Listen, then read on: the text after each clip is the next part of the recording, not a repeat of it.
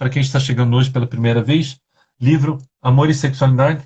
Amor é Sexualidade, de Joana de Ângeles. É uma compilação de artigos de Joana.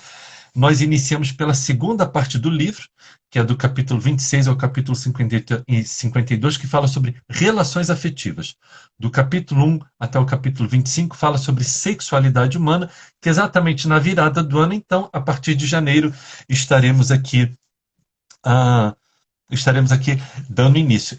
Eu preferi iniciar o estudo pela parte das relações afetivas, para que depois, então, mais sólidos nas questões das relações afetivas, nós possamos adentrar um campo mais delicado, que é exatamente o campo da sexualidade.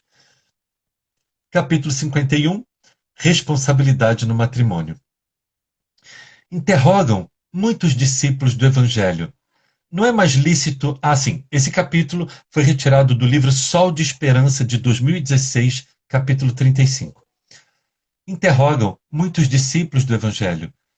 Não é mais lícito desquite ou divórcio, em considerando os graves problemas conjugais, a manutenção de um matrimônio que culmine em tragédia? Não será mais conveniente uma separação desde que a desinteligência se instalou ao prosseguimento de uma vida impossível? Não têm direito ambos os cônjuges a diversa tentativa de felicidade ao lado de outrem, já que se não entendem? Então, ela coloca aqui, ela inicia fazendo uma série de questionamentos. E aí nós vamos rapidamente para o capítulo 22 do Evangelho segundo o Espiritismo, item 5. Uma das lives dessa semana, inclusive, alguém me fez essa pergunta e eu respondi me utilizando, eu não sei se foi hoje, ou semana passada, ou na vida passada. Capítulo 22 do Evangelho segundo o Espiritismo, não separeis o que Deus juntou. Item 5. Somente o item 5 é o divórcio. E Kardec diz: o divórcio é uma lei humana. Lembrando que o Evangelho segundo o Espiritismo foi publicado em 1863.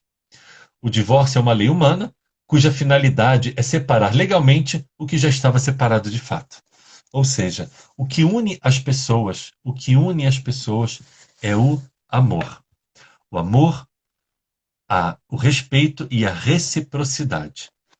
Se não existem essas três questões, muito complexo que uma relação se mantenha. E é exatamente sobre essa primeira frase que a nossa querida Dani aqui há pouco falou, né? Não é mais lícito o desquite, o divórcio, em considerando os graves problemas conjugais, a manutenção de um matrimônio que culmina em tragédia? Não será mais conveniente uma separação desde que a desinteligência se instalou ao prosseguimento de uma vida impossível? Não têm direito ambos os cônjuges a diversa tentativa de felicidade ao lado de outrem, já que se não entendem? Lembrando, queridos, que eu não faço a leitura do capítulo completo. Eu retiro passagens para nós conversarmos. E ela vai dizer, muitas outras inquirições surgem. E mais abaixo. Inicialmente, deve ser examinado que o matrimônio, em linhas gerais, é uma experiência de reequilíbrio das almas no orçamento familiar. E aqui ela fala uma coisa bem interessante, que pode ser levado em consideração ou não. Ou não. É uma experiência de reequilíbrio das almas no orçamento familiar. Oportunidade de edificação sob a bênção da prole. E, quando fatores naturais coercitivos a impedem, ou seja, de ter filhos, justo se faz abrir os braços do amor espiritual às crianças que gravitam ao abandono, para amadurecer emoções, corrigindo sensações e aprendendo fraternidade. Então, veja que ela está dizendo que se você não pode ter filhos, que você pode adotar, mas não é uma regra. Eu sempre digo isso aqui. Nada é a ferro e fogo. Nada é uma receita de bolo. Então, caso você não possa ter filho, que se você quiser abrir os braços do amor espiritual às crianças que gravitam ao abandono. E quantas são as crianças, sem dúvida alguma, que necessitariam de pais amorosos, né, para acolherem, para serem acolhidas, para serem amadas, para serem cuidadas, para serem tratadas, a adoção das crianças. Mais à frente, Joana diz uma coisa muito interessante. No período primeiro do matrimônio, nascem traumas e desajustes, inquietações e receios, frustrações e revoltas, que despercebidos quase a princípio, espocam, ou seja, se estabelecem mais tarde em surdas guerrilhas ou batalhas lamentáveis no lar, em que o ódio e o ciúme explodem descontrolados, impondo soluções, sem dúvida, que sejam menos danosas do que as tragédias. Aqui ela fala um ponto que é importante que a gente entenda.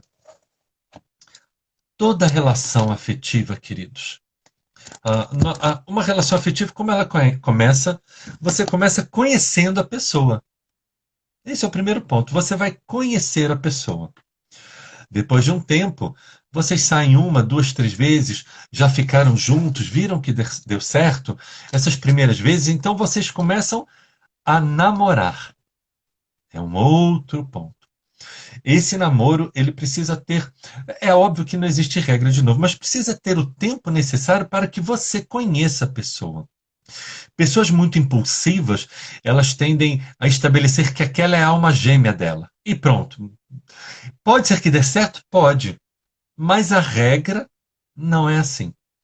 As exceções existem, óbvio, você realmente reconhece uma alma afim da sua alma. E aí então vocês rapidamente se juntam e dá tudo muito certo. Mas, sem dúvida, que é a relação com o tempo na relação, que vai proporcionar nós conhecermos melhor as pessoas que nos cercam.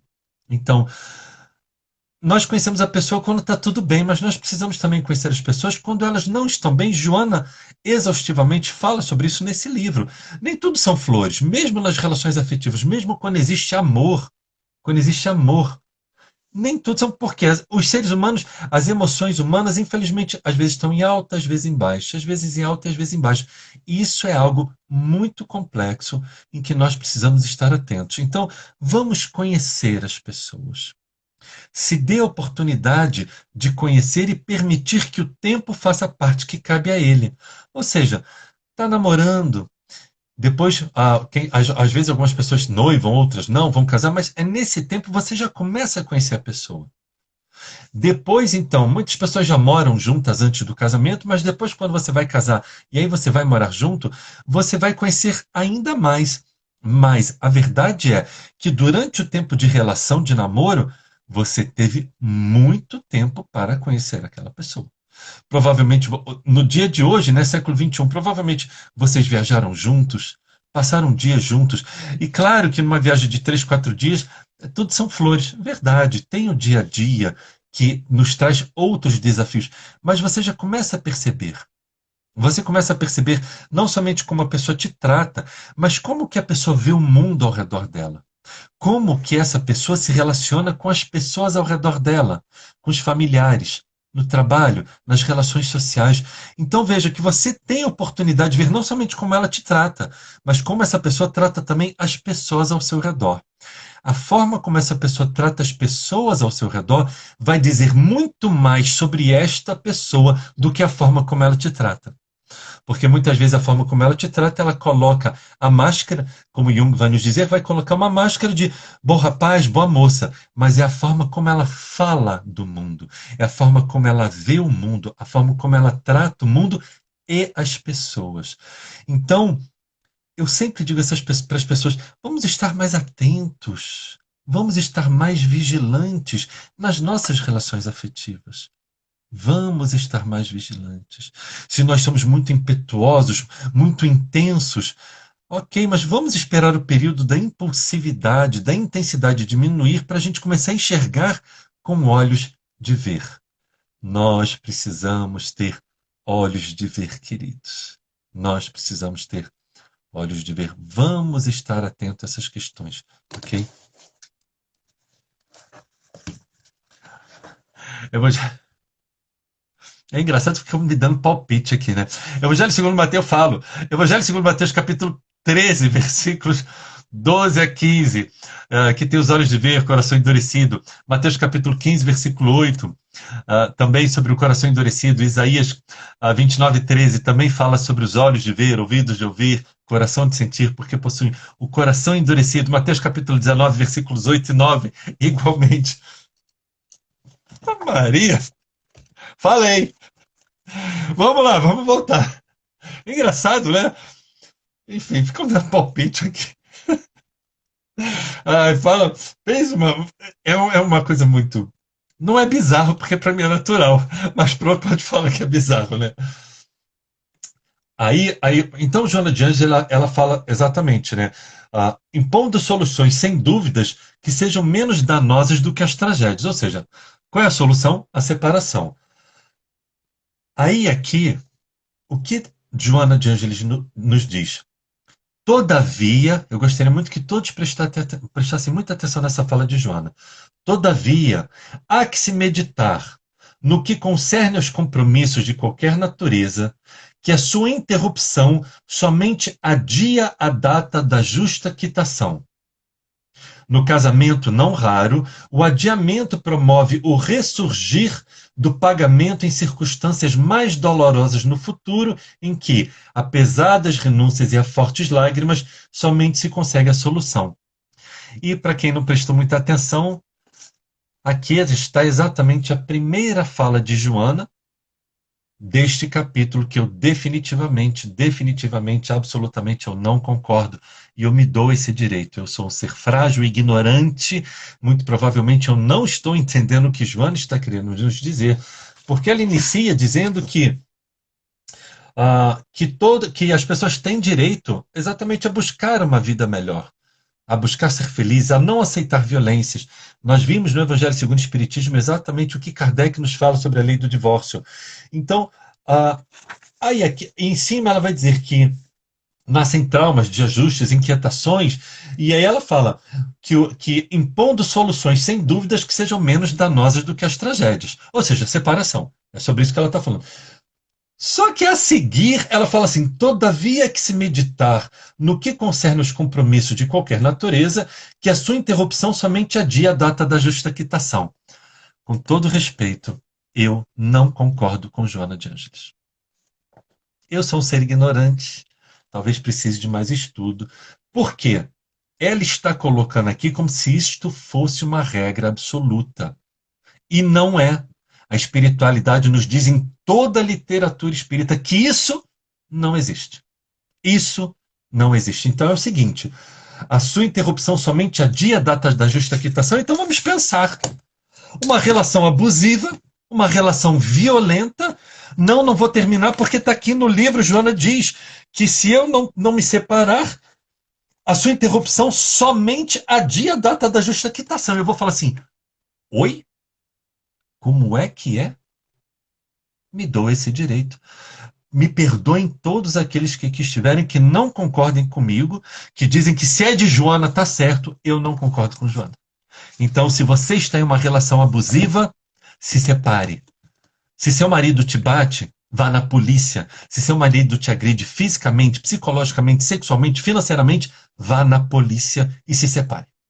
Porque, como nos diz neste livro, o Evangelho segundo o Espiritismo, capítulo 22, item 5, onde está... Eu devia marcar as coisas antes dos estudos, né? O divórcio é uma lei humana cuja finalidade é separar legalmente o que já estava separado de fato. O que é separar legalmente? Não tem mais amor, não tem mais respeito, não tem mais reciprocidade. Então, neste ponto deste capítulo, eu não concordo com Joana, inclusive porque acima ela diz, impondo soluções sem dúvidas que sejam menos danosas do que as tragédias. Ora, se impondo soluções, que é a separação, que são sem dúvidas menos danosas do que as tragédias, como abaixo ela vai dizer que a sua interrupção somente adia a data da justa quitação? Quitação do quê? Quer dizer que se um homem ele é desequilibrado e ele bate na mulher, a mulher está devendo alguma coisa para ele, ela tem que quitar algum débito com esse homem? Me perdoem, não há como concordar com esta questão, ok? E mais abaixo ela tenta dar uma amenizada. No casamento não raro, ou seja, não é sempre, o adiamento promove o ressurgir do pagamento em circunstâncias mais dolorosas no futuro, em que, apesar das renúncias e fortes lágrimas, somente se consegue a solução. de novo aqui, né?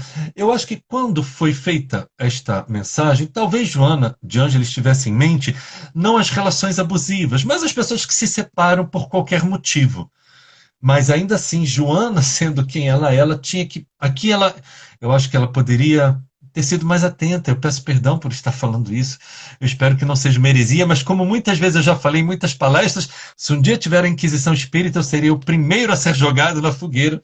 Não tem como concordar com essa questão que vai adiar. Não tem adiamento nenhum. Ok? Então é o seguinte: não somente nas relações abusivas. Se simplesmente você não sente mais nada por aquela pessoa, você tem o direito de buscar a sua felicidade sozinho, sozinha ou encontrando uma outra pessoa. Evangelho segundo Mateus capítulo 5. Vou ler para a gente não ter dúvidas em relação a isso. E 19:8-9. Não, vou lá no Evangelho. Pronto, já vamos direto no Evangelho, que é exatamente o que se trata sobre isso.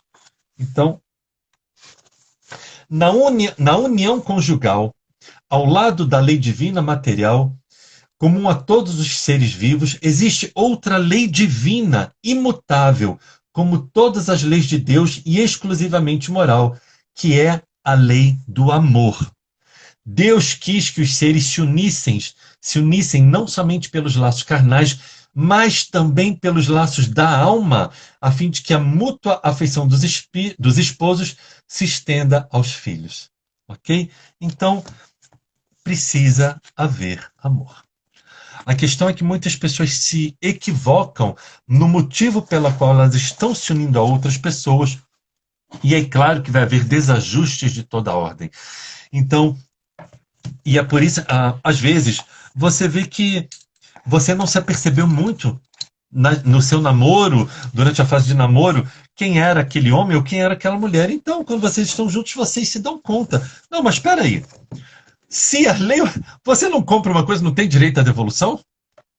Se você casa com um homem em que 3 meses depois você fala assim: não, peraí, eu namorei esse cara todos esses anos e eu não vi que ele era desse jeito? Ou você namora uma mulher e fala assim, e de repente você não quer. Tipo, comprou uma mercadoria quebrada, estou devolvendo. Nós temos esse direito. Porque senão, ela está aqui nos dizendo que casamento é uma algema. E desculpe, não foi isso que o Cristo nos disse, e não é isso que o Evangelho segundo o Espiritismo nos diz. E isso é muito claro, certo? Então, porque isso, eu já ouvi muito isso. Pessoas que vão no atendimento fraterno e os atendentes dizem assim: não, ele é seu karma, é uma expiação que você tem que pagar. Eu falo assim: desculpa, qual a parte do Cristo que está faltando estudo? Não é isso. A vida não é isso. A vida não é você ficar se dando chicotada, ficar se dando chicotada dizendo, não, porque se eu casei com esse marido, eu não me dei conta que ele era essa criatura, agora eu tenho que pagar minha expiação. Ou o esposo falando em relação à esposa. Desculpem, isto é um equívoco teológico. Falamos isso na nossa live, sei lá de quando. A live de ontem foi muito boa. A live de ontem foi no Despertar que Cura, foi uma live fechada, somente para aqueles que compraram o curso lá da Leandra, e eu me dispus a estar ali para de alguma forma estar ajudando, e foi muito boa. Falamos sobre teologia, como estudar a Bíblia, todos os livros, vários outros livros, e falamos muito também sobre sincretismo religioso e sobre o inconsciente coletivo da teologia. Então, muitas pessoas acreditam ainda na questão do pecado e punição. Então, se você casou, é até que a morte os separe. Pois aqui está dizendo que não é isso. No Evangelho está dizendo, se não existe amor, se não existe respeito, se você vê que você não ama aquele homem, aquela mulher, você tem o direito de seguir o seu caminho, ser feliz, assim como você permite, assim que ele e ela também passe pelo seu luto. E mais à frente, se dê ao direito de ser feliz. Estamos no século XXI. Se alguém se unir com uma pessoa e falar, ok, eu estou casando, em vez de usar aliança, usar uma algema, até que a morte nos separe.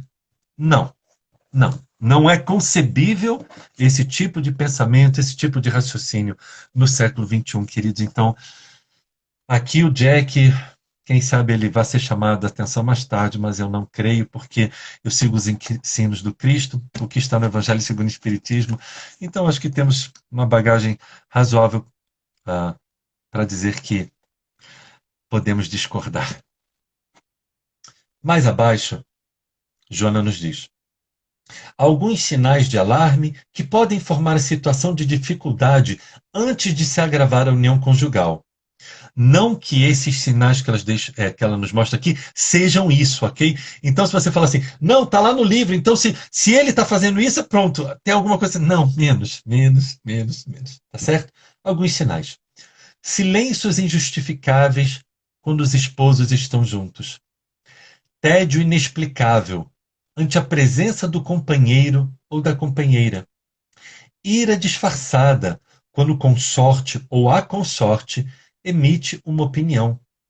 Saturação dos temas habituais versados em casa, fugindo para interminas leituras de jornais ou inacabáveis novelas de televisão, ou, hoje em dia, as mídias sociais. Esse livro é de 2016, apesar que em 2016 já tínhamos Instagram, já tínhamos Facebook, já tínhamos tudo isso, já tínhamos WhatsApp. Irritabilidade, quanto mais, sempre que se avizinha do lar. Desinteresse pelos problemas do outro, falta de intercâmbio de opiniões, atritos contínuos que ateiam fagulhas de irascibilidade, irritação, capazes de provocar incêndios em formas de agressão desta ou daquela maneira, e muitos outros mais. Então aqui ela está dando alguns sinais que podem significar que a relação não anda bem. E é claro que todos nós conhecemos esses sinais, né? As relações, às vezes, porque existe uma questão, queridos. E Joana, ela também fala muito isso. É normal numa relação, muitas vezes, a rotina, muitas vezes não, sempre a rotina se estabelece, né? Uma coisa é você sair com a sua namorada final de semana, comer pizza, ir no cinema, sei lá para onde você vai no motel. Hashtag fica a dica. Eu não vou falar isso, eu vou falar. Não falo, vou falar. Cuidado com os motéis. Eu sei que às vezes muitos de vocês que estão aqui não têm outra solução a não ser ir com o namorado e com a namorada no motel, mas cuidado, cuidado. Os motéis, energeticamente falando, são locais extremamente, extremamente, extremamente, extremamente complexos. Ok? Porque ali o sexo, ele adentra numa velocidade muito grande, muitas energias sendo misturadas de encarnados e muitas, muitas, muitas, muitas energias de desencarnados. Então vamos tomar cuidado. Vou dar um exemplo. Então você vai no motel, você vai para um quarto que há pouco estava ali, quem sabe, uma prostituta ou um prostituto, porque hoje em dia temos isso também, com um homem ou com uma mulher, e ali junto diversos espíritos obsessores. E de repente você está adentrando naquele quarto, sei lá quanto tempo que leva para limpar um quarto de motel, e aquela energia ainda densa ainda está lá, e muitos dos obsessores ainda podem estar lá, sobrevivendo das energias que ficaram. O André Luiz vai nos dizer, por exemplo, que nos matadouros, assim como nos cemitérios, grandes falanges de equipe, de espíritos das trevas estão ali para absorver, no caso dos matadouros de animais, a própria energia das vísceras e do sangue dos animais.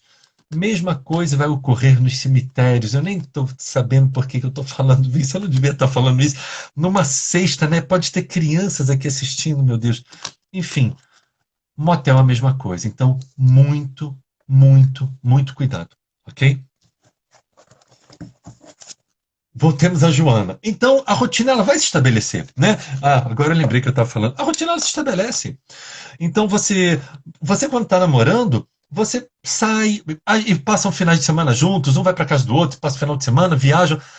Mas é normal e natural que quando vão morar juntos, é aquela coisa, né? Aquela coisa, todo dia. Não é o café da manhã da posada, do hotel, seja lá de onde você estiver. Não é. Ou o rapaz tentando agradar a menina tentando agradar o rapaz de manhã, num sábado, num domingo pela manhã. Cara, na rotina. Tipo, bom dia, bom dia. Bom dia por quê? Acordei mal, fiquei pesadelo, blá blá blá. E às vezes as pessoas acordam aborrecidas, estão cansadas, estão estressadas. É a rotina normal. Os desafios normais da vida, de trabalho, financeiros, de saúde, familiares, afetivas, às vezes do próprio casamento, é normal. Então, muito cuidado. Então, Joana vai dizer que essa rotina ela vai se estabelecer. Então, toda a atenção se faz necessária. Aí ela vai continuar. É natural que ocorram desacertos. Ao invés, porém, de separação, reajustamento. A questão não é de uma nova busca, mas de redescobrimento do que já possui. Antes da decisão precipitada, ceder cada um, no que lhe concerne a benefício dos dois. Joana está se falando aqui de relações parcialmente equilibradas. Ela não está se referindo aqui a uma relação desequilibrada ou que não existe amor. Vamos deixar isso muito claro. Talvez ela não esteja sendo explícita aqui, mas é isso, ok? Então, natural que ocorram desacertos, mas desequilíbrios emocionais, como numa relação abusiva, que toda sexta-feira, Dani, dos Justiceiros Oficial, está aqui, então a gente tem que tomar cuidado. De uma nova busca? Sim, pode ser sim de uma nova busca. Não tinha visto que eu também não tinha concordado isso aqui com ela. E redescobrimento do que já possui, às vezes não, às vezes você olha e fala assim, não tem mais amor, não amo mais, não sei o que aconteceu, não gosto. Está me chamando a atenção, outros homens estão me chamando a atenção na rua, outras mulheres estão me chamando a atenção na rua, ou eu não quero mais. Simples assim, ok? Sem culpa, sem pecado, sem punição. E aí ela fala, se o companheiro se desloca, ou seja, se afasta lentamente da família, refaça a esposa o lar, tentando nova fórmula de reconquista e tranquilidade. Se a companheira se afasta, afetuosamente, pela irritação ou pelo ciúme, tolere o esposo, ou seja, se ela se afasta da questão afetiva, pela irritação ou pelo ciúme, tolere o esposo, conferindo-lhe confiança e renovação de ideias. Veja que ela está se referindo aqui a uma relação naturalmente equilibrada, certo? Ela não está se referindo aqui às exceções de toda a ordem, certo? Então, é aquele casamento que às vezes fica morno, não é frio nem quente, é morno, está ali, está no mais ou menos. Certo? Então, isso ocorre. Então, aí ela está falando o companheirismo, a reciprocidade, a compreensão, a tolerância. E aí, no final, já estamos no final, faltando 13 minutos para terminarmos a primeira parte da live. Joana nos diz, bem no finalzinho, o cultivo dos ideais nobilitantes consegue estreitar os laços de afeto e os objetivos superiores unem os corações, penetrando-os de tal forma que os dois se fazem um a serviço do bem. E isso é algo que eu digo muito, né? Eu falo que a base, ela tem que ser os valores morais. A base, ela tem que ser os valores morais. E os valores morais, muitas vezes, exatamente a religiosidade. A religiosidade. Então, ela diz aqui, o cultivo dos ideais nobilitantes. É isso. Se a pessoa ela vive a vida nesse sentido, você começa a ver, né? Quais são os ideais dessa pessoa, qual é o propósito dessa pessoa, o que, que ela costuma fazer, como ela usa o tempo vago dela. Né? Será que ela está envolvida em algum trabalho voluntário? Será que ela gosta de fazer o bem? Será que ela tem alguma atividade em alguma religião, seja ela qual for, já vai mostrar que o alicerce, não vai mostrar que a pessoa é perfeita, mas que o alicerce tem grande chance de estar erguido na rocha. Agora, o que, que a pessoa faz? Se ela faz outras questões, é como eu falo. Ah, por exemplo, né? Eu estou aqui 5 dias por semana fazendo live de segunda a sexta. A partir de janeiro estarei também lives domingos à noite. A partir de janeiro também estaremos uma vez por mês em domingos de manhã. Já nos ofereceram 2 outros trabalhos em outras casas. Ué, para alguém estar comigo, se for do tipo que, não, final de semana eu gosto de ir para barzinho, eu gosto de balada, eu falo, então, puxa, não é você. Por mais que eu goste dessa pessoa, por mais que ela seja tudo de bom, vamos dizer assim, não vai servir. Porque a minha vida, ela está num outro direcionamento. Então, para uma pessoa, por exemplo, estar comigo, ela tem que estar vinculada. Não, não precisa ser monge, não precisa ser uma monja, não precisa ser. Não, não é isso, mas somente tem que entender que eu vivo dessa forma. E que se a minha forma de viver se adequar à forma dessa pessoa, nossa, eu encontrei a pessoa perfeita. E essa pessoa, se ela ver que o meu propósito de vida, se a minha forma de me conduzir na minha vida se adequa ao que ela quer da vida, pronto. Então, Joana, ela está nos dizendo, estejamos atentos. O alicerce, ele precisa ser os valores morais. Eu falo isso muito também. Não é que a beleza, a condição financeira, o sexo, não é que nada disso não seja importante, não. É muito importante, mas não é o fundamental. O fundamental são os valores morais. Então, valores morais, queridos, na escala de 0 a 10 tem que estar numa nota 7, 8. As outras questões, se tiverem numa nota 6, não está ruim também não. Porque o alicerce, a rocha, precisa ser os valores morais, o caráter, a religiosidade da pessoa. Como eu sempre digo, e é claro que devido a N questões, para a pessoa, outras questões podem ser mais importantes. E aí é o tempo que vai mostrar. Se a pessoa, se o principal para a pessoa é alguém que tenha, por exemplo, um homem que tem uma condição financeira excelente, que leve para jantar em lugares caros, que se vista com roupas de grife, seja lá o que for, e que tenha um carro importado, seja lá o que for, bom, o tempo vai mostrar se isso realmente vai manter esta relação ou não. Então vamos, como eu sempre digo, no seu checklist, veja quais os valores que você está dando às questões morais e às outras, certo? As questões morais no seu checklist precisa estar aqui em cima, precisa ser o mais importante. E aqui, finalmente, então, Joana já terminando diz. E aí ela vai falar sobre os ideais nobilitantes, né? E aí embaixo ela vai. De tal forma que os dois se fazem um a serviço do bem. Olha que coisa linda! Evangelho segundo João, capítulo 10, versículo 30. Eu e o Pai somos um. Não é lindo isso? Ou seja, os dois, quando têm os mesmos valores morais, se fazem um a serviço do bem.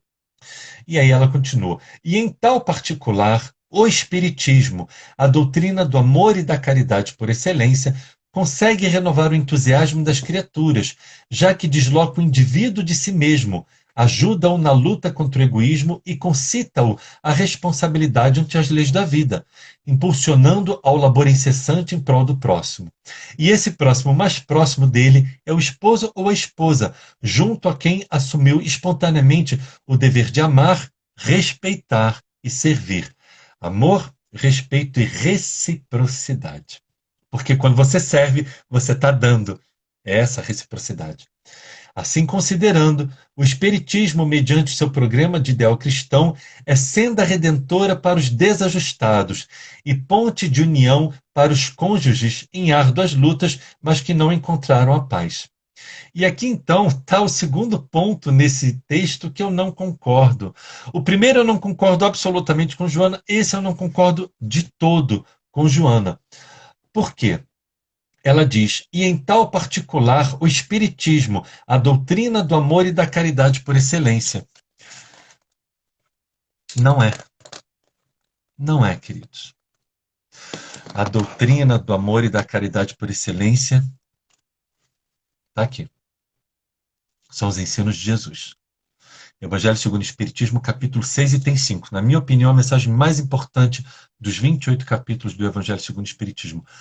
Todas as verdades se encontram no cristianismo. Todas as verdades se encontram no cristianismo. A lei de amor não é espírita. A lei de amor é cristã. A lei de amor e de caridade foi Jesus que nos ensinou e não o espiritismo. Então, com todo respeito à nossa irmã Joana de Ângeles, ao colocar o espiritismo como a doutrina de amor e da caridade por excelência, eu não posso concordar, porque a doutrina de amor e caridade por excelência é o espiritismo, é Jesus. Como eu sempre digo, a melhor religião definitivamente não é o espiritismo. A melhor religião é aquela que te transforma. Então, se você está aqui me ouvindo, se você é espírita, para mim o espiritismo é a melhor religião. Eu sou judeu de nascença, não conhecia Jesus, para mim o espiritismo me transformou. Mas se você é budista, hinduísta, espiritualista, muçulmano, judeu, católico, evangélico, protestante, seja lá o que for, e a sua religião te transforma, parabéns. Permaneça nela. Jake, mas precisa saber sobre reencarnação. Que bobagem é essa? Quem te falou? Você está querendo me dizer que para você se tornar uma pessoa melhor, você precisa saber sobre reencarnação? Curioso. Não me consta que os primeiros mártires cristãos soubessem, porque não sabiam. Não me consta que os primeiros cristãos de todas as ordens, do século I até o século IV, soubessem, porque não sabiam. Não sabiam. Então, Não é o espiritismo, não, queridos. A melhor religião é aquela que te transforma. Para mim, para mim, eu conheço relativamente um pouquinho só das religiões, não somente atuais, mas das religiões da história da humanidade. E sem dúvida, como eu sempre digo, para mim, o espiritismo ele traz as respostas que nenhuma outra religião trouxe até hoje. Ele traz as respostas perfeitas sobre quem nós somos, de onde nós viemos, para onde nós vamos, o que nós estamos fazendo aqui e a famosa questão o paradoxo da teodiceia, a pergunta que todos os filósofos e teólogos perguntaram e que até hoje não encontraram solução. E o Espiritismo ele explica isso. Teo, Deus, ceia, justiça. Teodiceia. Qual é o paradoxo da teodiceia? Muito simples. Por que coisas boas acontecem a pessoas ruins? Por que coisas ruins acontecem a pessoas boas? O Espiritismo ele vai nos trazer isso, sim, através da lei de ação e reação, vida no mundo espiritual, reencarnação, pluralidade das vidas, pluralidade dos mundos habitados, tudo, sem dúvida. Mas eu conheço muitos espíritas que são espíritas, sei lá desde quando, que quando falam assim, eu sou espírita há tantos anos, sabe quando dá vergonha ali? Você fala assim, não, não fala isso, não fala baixinho, não explica, não espalha, não. Por quê? Eu conheci inúmeros espíritas que são espíritas há décadas. Vou até botar outros. Não se modificaram. Isso não se modificaram. Porque o espiritismo entrou aqui, mas não entrou aqui. De nada vale. Eu conheço pessoas católicas que têm uma fé muito maior do que a minha. Eu conheço pessoas evangélicas que são muito melhores do que eu sou. Simples assim. Simples assim. Então, espiritismo? Não. Os ensinos de Jesus. Lembrando, mas espera aí, Jack. Os hindus, os budistas, os muçulmanos, os judeus, eles não seguem Jesus. Seguem. Porque a lei de Jesus é a lei do amor. Então, qualquer pessoa de qualquer religião que siga a lei do amor, que faça caridade, que faça ao próximo que gostaria que te fosse feito, é cristão e não sabe, porque está seguindo os ensinos de Jesus. E é simples assim, queridos. Então, faltando 2 minutos e meio, esta colocação de Joana, enfim, eu prefiro dizer que a lei do amor, a religiosidade, e não o título desta ou daquela religião, porque o título da religião para Deus, Deus não está nem aí para qual religião que você segue. A espiritualidade não está nem aí para isso. Eles estão preocupados é o quê? Qual é a sua conduta? O que você faz com os ensinamentos da tua religião? É isso. Faltando 2 minutos, então, lembrando que é o tempo de terminarmos a nossa live, baixarmos o vídeo no IGTV e voltamos. Então, geralmente às 21h04, nós voltamos para a segunda parte da live com os comentários abertos para respondermos, se soubermos, eventuais questionamentos, ok? Vamos então à nossa prece.